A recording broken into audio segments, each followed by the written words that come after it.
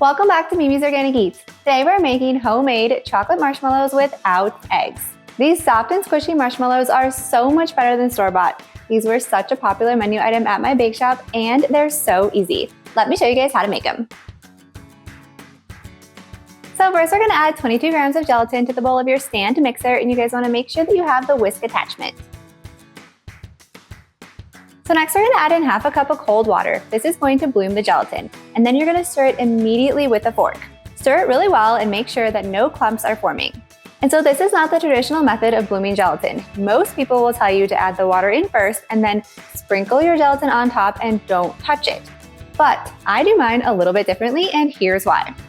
Because I owned a bakery for over a decade and we made these homemade marshmallows pretty much every single day, I have taught so many people how to make these marshmallows. And I have found that this is the best way to bloom gelatin so that it doesn't mess it up. After teaching so many people how to make these marshmallows and how to bloom gelatin, this is actually the easiest way to do it. This is because you're going to ensure you don't get any clumps by mixing it up with a fork immediately. If you guys are relying on the other method of adding the water in first and then sprinkling the gelatin on top and not touching it, if you don't sprinkle it on perfectly and you get a big clump in one spot and then you don't touch it, you're gonna have a clump of gelatin. So this is why I do it this way.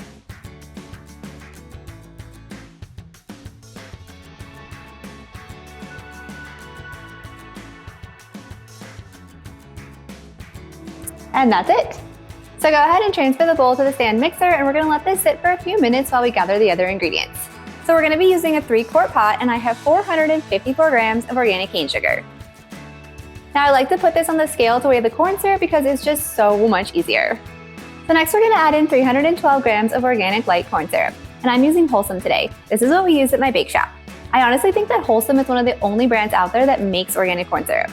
But if you guys are avoiding corn or you don't want to use corn syrup, you can totally use honey in its place. Honey will work the same exact way for this marshmallow recipe, but you'll just have a slight honey flavor. So at my bakery, we made these with corn syrup because I wanted them to taste truly chocolatey and not have that honey flavor because some people don't like that. I actually think the honey is delicious with this recipe, but I'm showing you how to do it exactly how I did it at my bake shop, so we're using corn syrup today. And another little trick for you guys, if you get to the end of your corn syrup and it's hard to get the last of it out, go ahead and stick this in the microwave for 20 seconds and it'll melt the corn syrup just enough to get it out completely, because the amount that we need is one of these full bottles, and so you can use the whole bottle that way and not waste anything. And it doesn't matter that we're heating the corn syrup because we're going to heat this anyways, and so don't even worry about that part. Next we're adding in 28 grams of Dutch cocoa powder and then a half a cup of water. And now it does not matter if this water is warm or cold because we're going to heat this mixture anyways, so you can use whatever you want. And then last, we're adding in a half a teaspoon of salt. Now we're going to put this over medium heat. And stir to combine the sugar, the cocoa, and the corn syrup completely. As soon as the sugar is completely melted and combined, then you're just going to stir it occasionally. We're just going to wait until this mixture starts to boil and then rise up. As soon as you can see it visibly starting to rise up out of the pot, then you're going to remove it from the heat. And it's always best if you're using a high heat spatula for this. Now we're going to take this mixture and pour it directly over the gelatin. Now we're going to mix this starting on low. You're going to gradually increase the speed as the mixture begins to thicken. Continue to do that until you're at full speed. The mixture will turn from an opaque dark chocolate color like it is now into a light and creamy looking chocolate that looks like marshmallow fluff. As soon as it's nice and thick, then we're going to stop the mixer.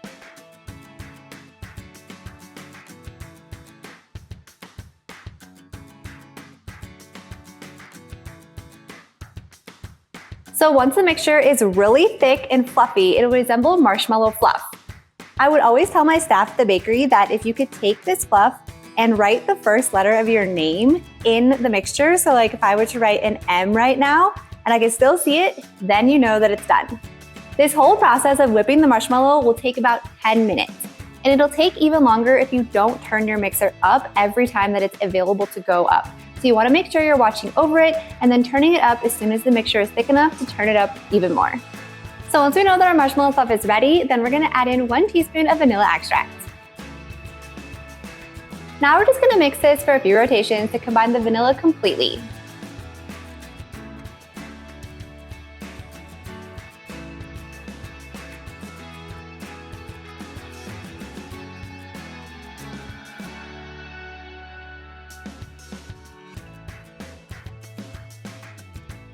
Now I'm going to line a 9 by 13 inch baking pan with parchment paper.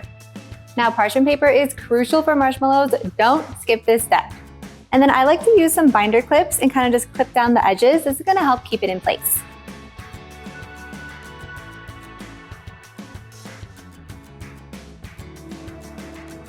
If you guys don't have binder clips, just kind of crease the edge of the parchment paper here. That'll kind of help keep it in place. So now we need to grease this pan really well, and my top choice is a cooking spray.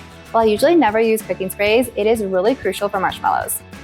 As you know, I made these at my bakery almost every single day and we tested everything. And they always came out the best whenever we used the cooking spray. So I'm just using a simple avocado oil cooking spray where that's the only ingredient, so just choose a good cooking spray with clean ingredients. And so now we want to spray this pan completely. You want to spray the sides where there's no parchment paper and even all of the parchment paper. And you want to make sure that when you spray this, you're ready to pour the marshmallow mixture in because you do not want to let the cooking spray sit. That's not good.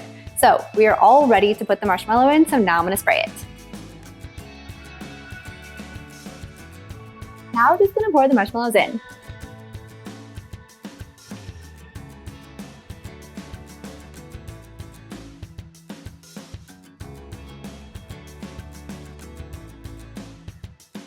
So now we're just going to let these sit out at room temperature overnight so they can set.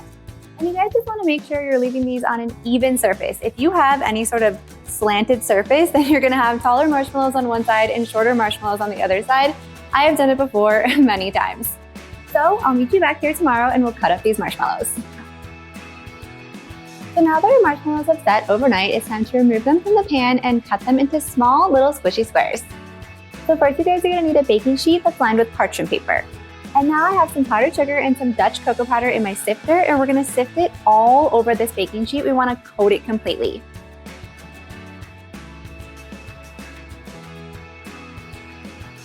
So we're using a mix of powdered sugar and Dutch cocoa powder. The powdered sugar is here to prevent the marshmallows from sticking to each other. It's going to coat all the sides as we cut them, which is going to create like a little shell. And then I'm using Dutch cocoa powder in here too because I want the outsides of the marshmallows to look chocolatey and not just look white. So that's why I'm using the Dutch cocoa powder. So now it's time to remove the binder clips. And now the trick to successfully removing these marshmallows from the pan is we're going to pull the marshmallow away from the sides on the parts of the pan that doesn't have parchment paper. So it's just going to be these two edges here. And you want to do this while the marshmallows are still in the pan. This is going to ensure that you get the marshmallows to pull away from the pan so that when we flip it over, they don't just stick to the sides and then like stretch and get stuck to the pan.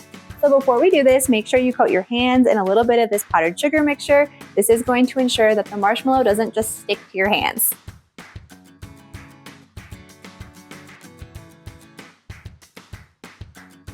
So once the marshmallow is pulled away on both edges, then it's just on the parchment paper. So now we can easily just dump this out and flip it onto the baking sheet.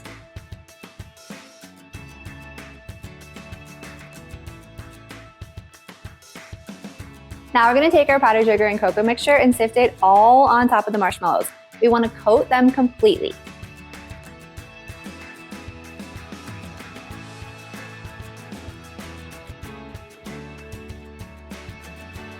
So now it's time to cut the marshmallows, and my favorite trick is to use a pizza cutter. It works so well.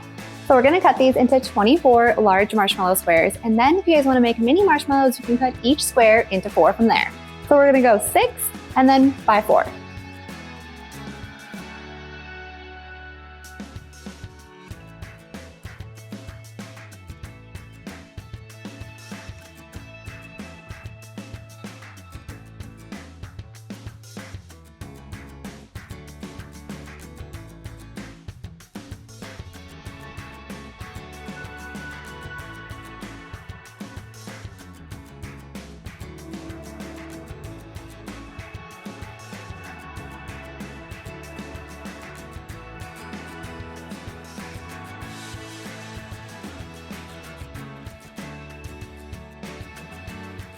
And now we have squishy homemade chocolate marshmallows without eggs.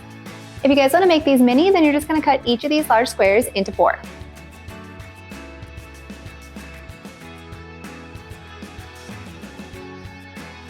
And now we have mini marshmallows that are perfect for hot chocolate. You guys could also leave some large and leave some mini too, both works. Once the marshmallows are all cut to your liking, you guys want to let them sit out on this baking sheet overnight. This is going to let that powdered sugar kind of set into all the sides, and it's going to create like a natural shell. Then after that, you guys can store them in an airtight container in your pantry for up to 2 weeks. You can use homemade marshmallows like this for hot chocolates, or you can even make s'mores with them. I like using the mini ones for hot chocolate, and then these bigger size ones are like the perfect size to put on top of half a graham cracker for a s'more. The one thing that you do have to remember about homemade marshmallows is that these don't have any stabilizers in them, which is a good thing.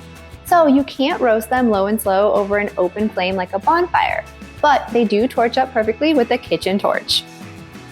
If you guys enjoyed this video, be sure to drop a like and leave a comment below. And if you want more better than store-bought recipes just like this, be sure to hit that subscribe button and join me next time in the kitchen.